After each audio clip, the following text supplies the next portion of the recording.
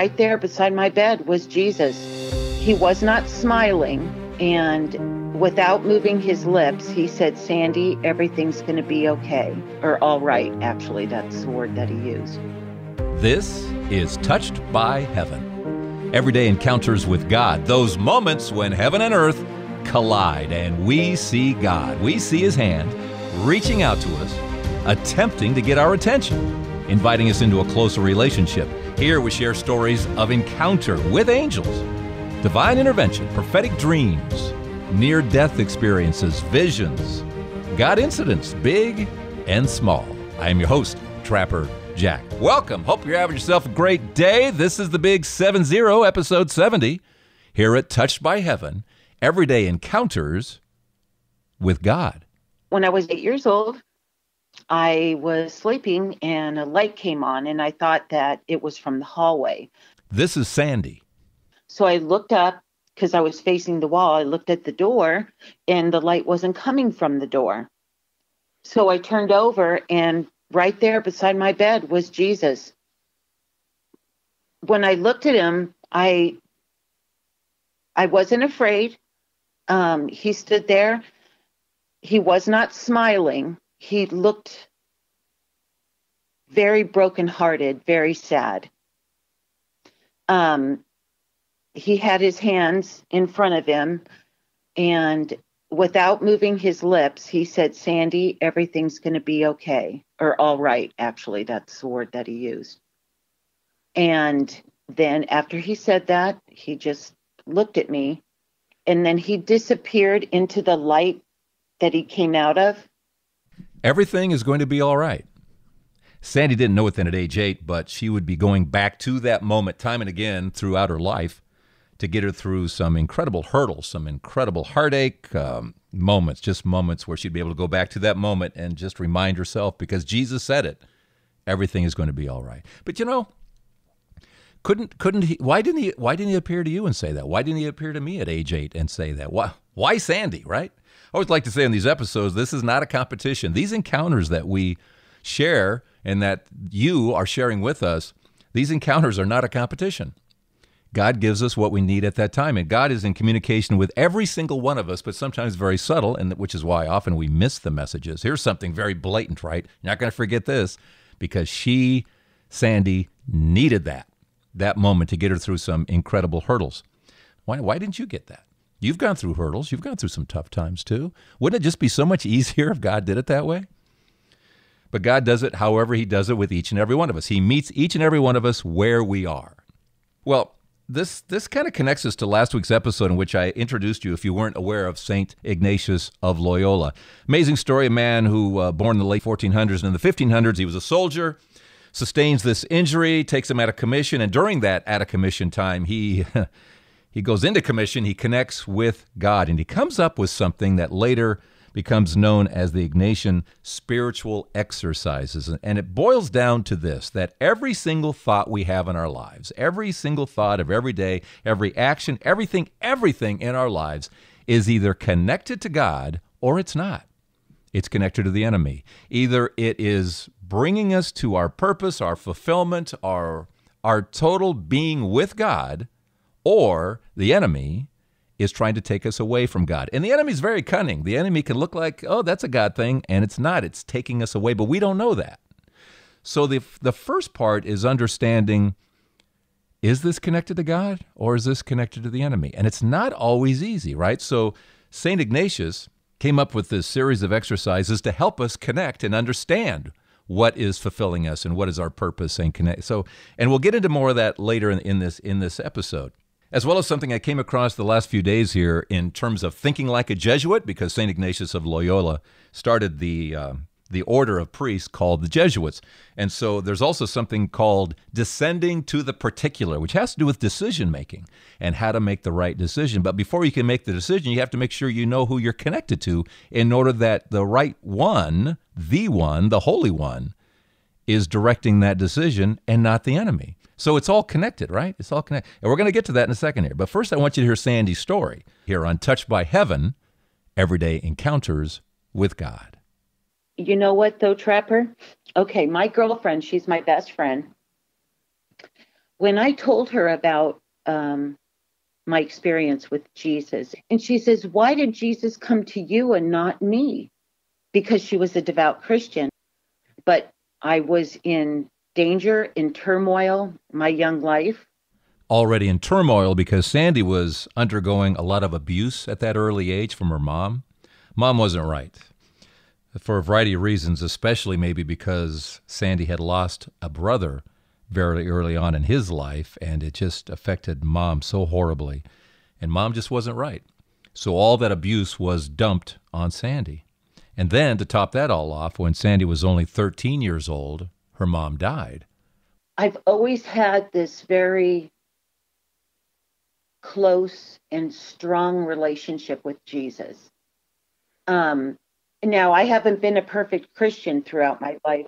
I did, though, however, want to become a nun, and my father wouldn't allow it. Didn't like that idea? Her father saying, "You're going to get married and have some kids." And Sandy did get married. My husband, who was also an alcoholic and also started to become verbally abusive. Now, this past August, the 23rd, my husband committed suicide, and I found him in the backyard, and I lost my mind. This is just last August? Yes, just last August. Oh, my. I'm so sorry. So I'm sorry. Yeah, it was, I went into shock. I lost my mind. I can recall clips because when I walked out to the patio, he was working in the yard, and I saw him laying on the ground. I'm like, oh my gosh. So I ran back in, got my phone, called 911. The operator said, "Is he breathing?" So I said, "Hold on, I'll check." So I went down to pick him up, and his eyes looked funny. You know, they were open and fixed. And I'm like, what is this? And as I stepped back a little further to kind of evaluate what I was looking at, and I'm like, oh my God. And then I saw the gun, and yeah, it was pretty tough. And I knew something was wrong that morning. I sensed it very strongly. But I couldn't figure out what it was. I just knew something was wrong. I got out of the shower, which was in the other part of the bedroom. I couldn't see him. He said, "I love you, San," because he called me San for short for Sandy. I said, "I love you too, babe." He walked out to the backyard, sat next to the fig tree, and Wow. Devastating. trust me, Trapper, when I tell you that my faith was shaken to the core, because my prayers every single morning and every single day were for our Holy Father and my Jesus to watch over and protect my husband, my daughter, and my family and friends. So I couldn't understand why this happened. Was it what do you think it was? Just the depression of drinking, or what do you think it was? You know, no one knows why he did it, because he was so against people taking their lives. He was so against it. But a few days before this happened, we were talking about his nephew, who he was talking about committing suicide. So, and he said, "Sandy, if someone's really serious about it, they're not going to say anything." And sure enough, within a week, he did it. Trapper, I don't know the reason why. There's a million reasons why he could have. You know, being an alcoholic, I don't know. No one knows. The family split. His kids, they're not my children. I have a daughter, but they're his children. They blamed me. They even said that I was the one who shot him.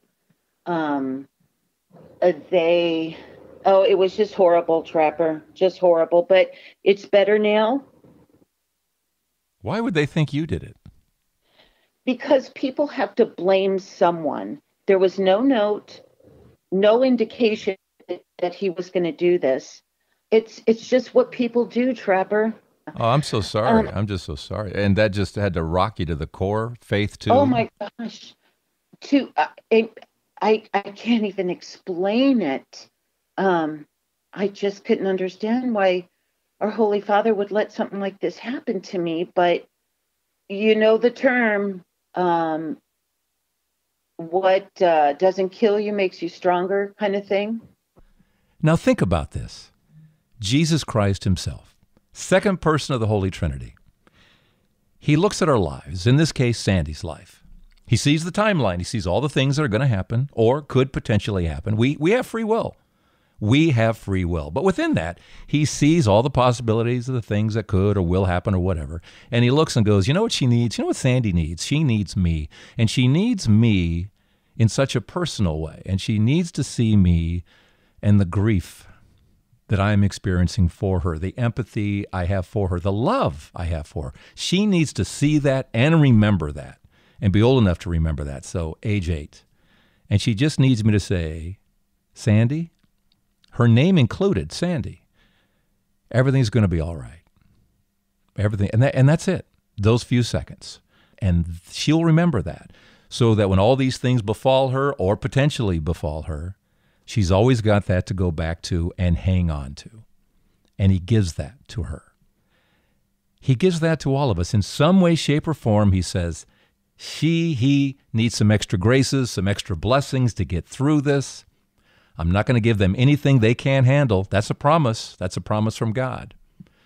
And this is what he gives Sandy to get her through. Now my faith is back where it used to be, loving Jesus and everything. But there's just a ton of tragedy in my life. And this was the worst thing I ever experienced.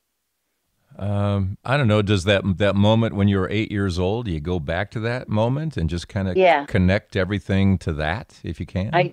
You know what? I do. I've been doing that a lot since this happened, because Jesus assured me everything was going to be all right, and I believe that. Now, I feel there's reasons why we go through these trials and tribulations throughout our life.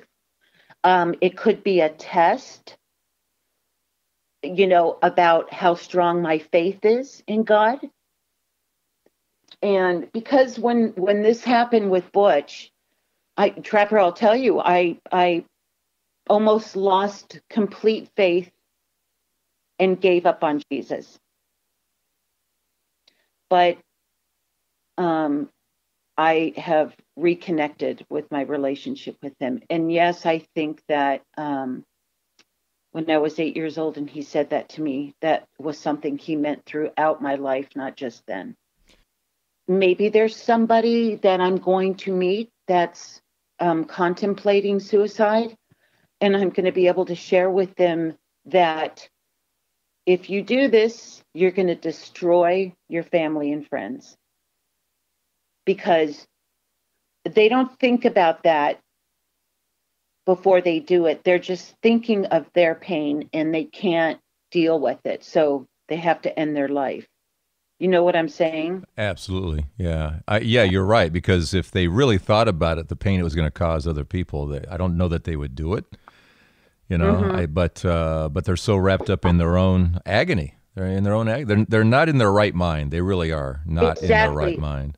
And you know what happened when after that happened, there were so many police officers and people, and I can't even tell you. I mean, I was so in and out of reality.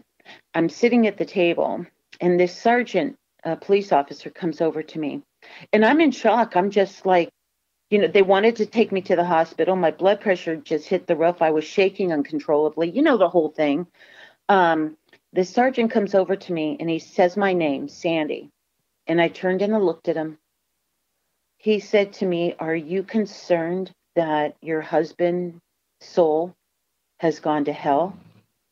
And I said, "Yes, but I don't believe that he is, because who in their right mind is going to kill themselves? Nobody. There's such turmoil and distress in that person's life that they think that that's the only way out." I asked God, I said, Father, please make this time pass quickly. How it affected me. I know time heals, but you don't forget. I just wanted that time to be quick, to heal. And so I'm better now. Several weeks later, I saw on Facebook, Sandy and I are Facebook friends, and she was having a hard day. She was lamenting the loss of her husband. And it was a year ago this month, August. As I record this, August of 2019, it was a year ago that she lost her husband. She was having a hard day. Sandy was having a hard day and lamenting the loss and still trying to come to grips with it, of course. And she said, she was looking for comfort from her friends.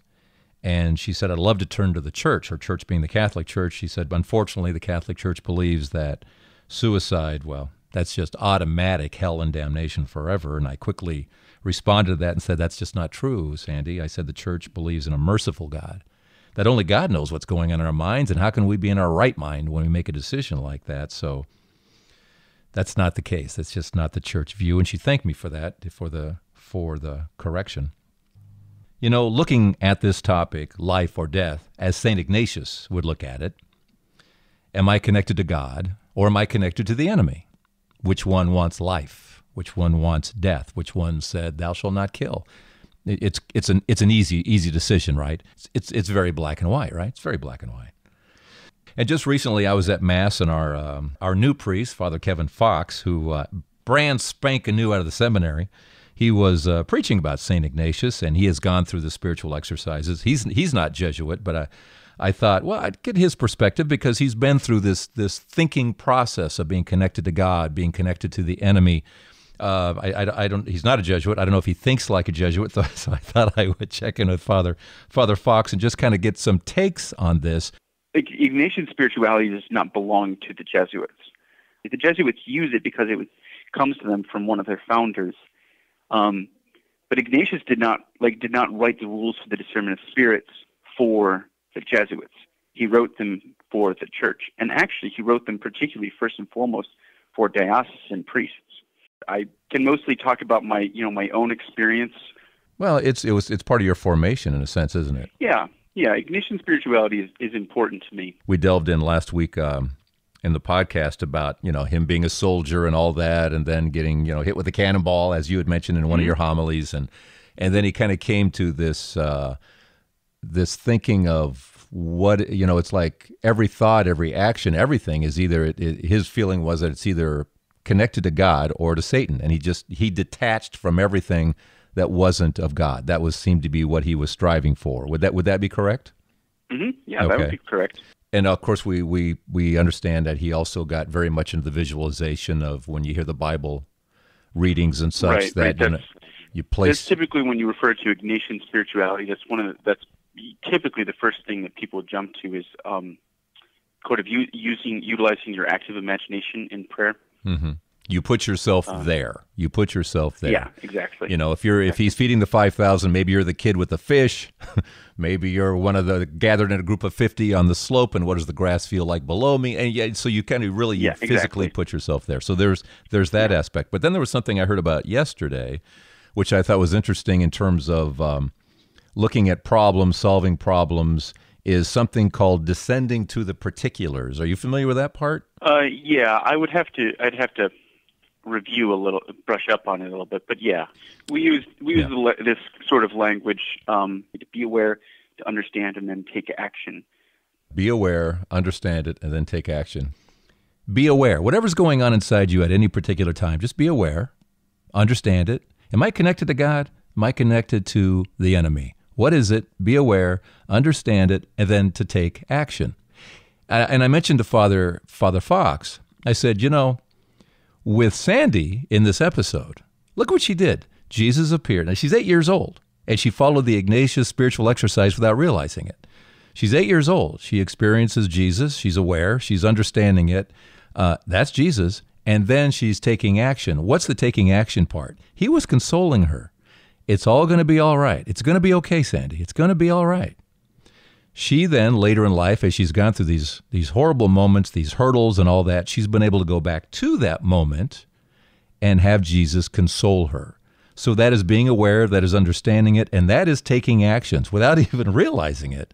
She has followed the Ignatius spiritual exercise. Yeah, that refers. I think it's Rule 9 of the Discernment of Spirits is when you're in times of consolation to take note of your consolations, to record them, so that when you find yourself in times of desolation, you can refer back to these moments of consolation and be reminded of God's providential love and care.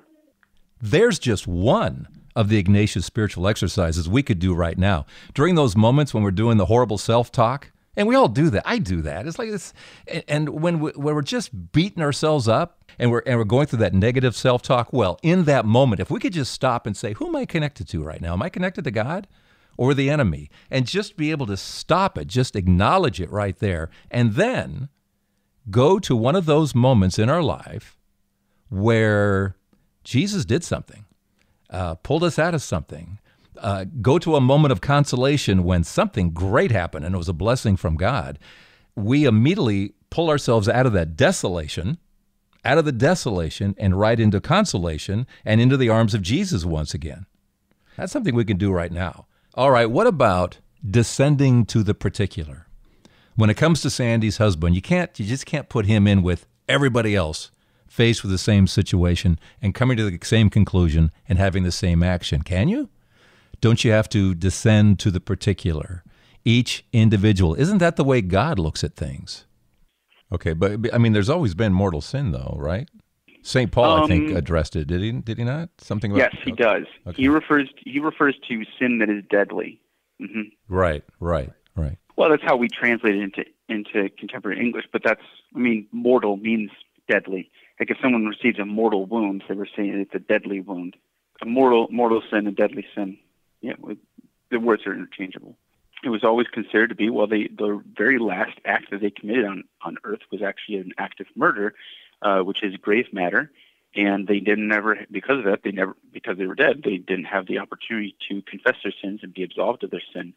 And so the church said, well, this seems to be pretty clear that, they died in a state of mortal sin.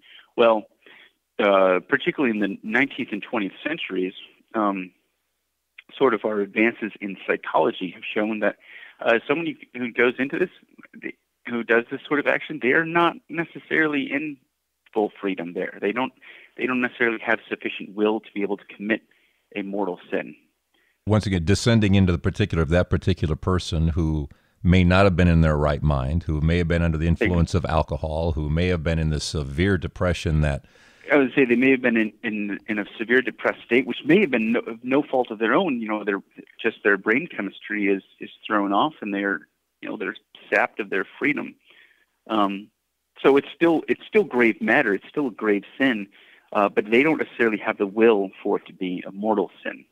There was a time that we would not have celebrated a massive Christian burial for someone who committed suicide because we were confident that it's like, well, why bother praying for them? There's not really any hope for them. We don't do that now, but that's because we've actually advanced in psychology. It's like, wait a minute, by our own criteria for this, that we don't actually know that it qualifies. Yeah. Who in their right mind does that? It seems like the act itself leads you to who in their right mind does that. We don't do it when we're happy. We don't do it when we're filled with joy. So there's something right there that tells you that we're not in our right mind, True. Something could be said of something if you start going that road. I don't disagree with you, but when you start going down that road, you start coming into and seeing that really, to some degree, all sin is committed by someone who's not in their right mind or doesn't really understand what they're doing. If we actually understood and had full freedom, then we would never commit any sin.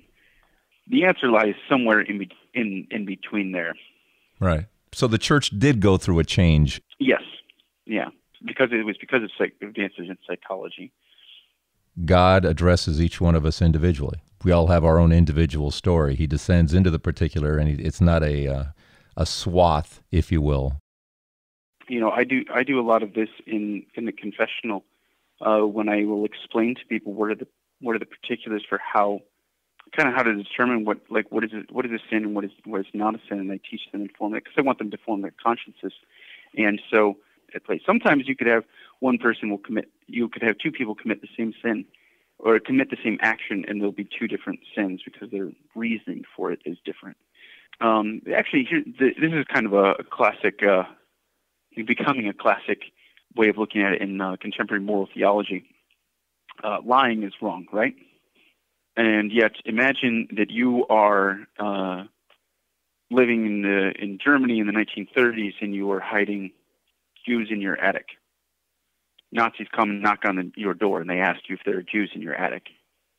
What do you say? Yeah, you're going to lie, of course. Well, I thought lying was a sin. Lying is wrong. So that's the sort of problem. But then, if you tell the truth, you know that the Nazis are going to go search your house. They can find Jews, and they're going to kill them. Yeah, obviously. Yeah, we talk about this in moral theology. Sure, we can come up with some answers and go through it. My point is that you're right. Like the particular situation, the particulars of a person's life, the particulars of your situation, change the moral quality of a specific action. I think the lamest version of that is, do I look fat in this?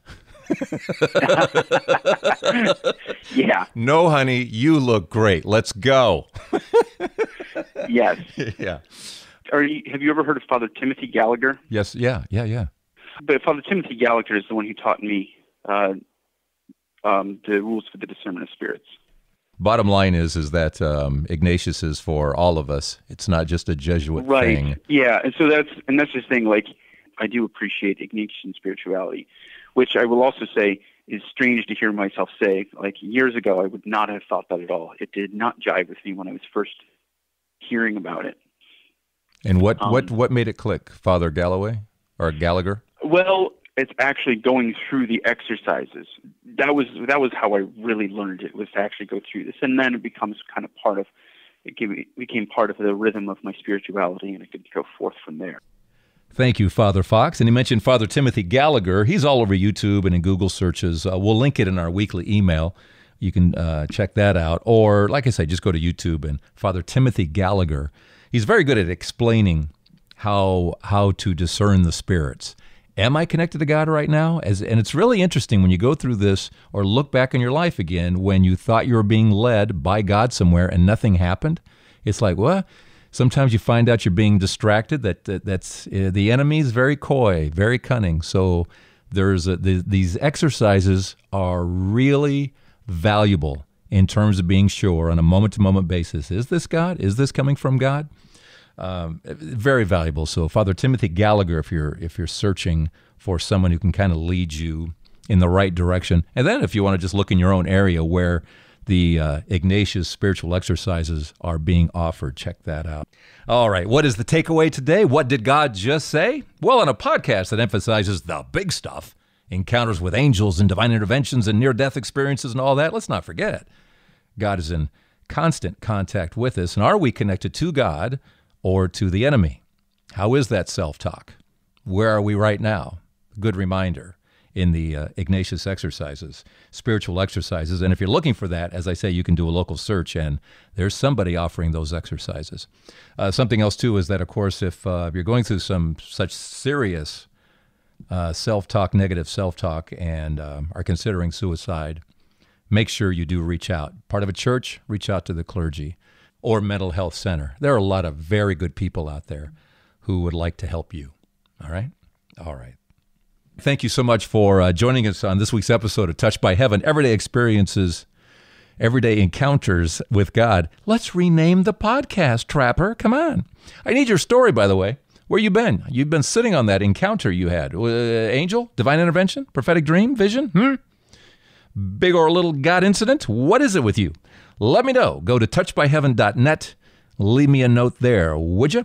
And either through touchedbyheaven.net, episode 70, or you can go to trapperjackspeaks.com for the presentation, Did You Hear What God Just Said? That is all about hearing God's voice again in our daily lives. This is the presentation I've been giving in churches for the last several months. And people said, can I have this in a CD? Yes, you can. Can I download this? Yes, you can. Do you see how people talk to me? Yes, I do. They're always using this voice. Yes, you are. So check that out at trapperjackspeaks.com in the presentation, Did You Hear What God Just Said? Thanks so much for being here in this episode of episode 70 of Touched by Heaven, Everyday Encounters with God. I'm Trapper Jack.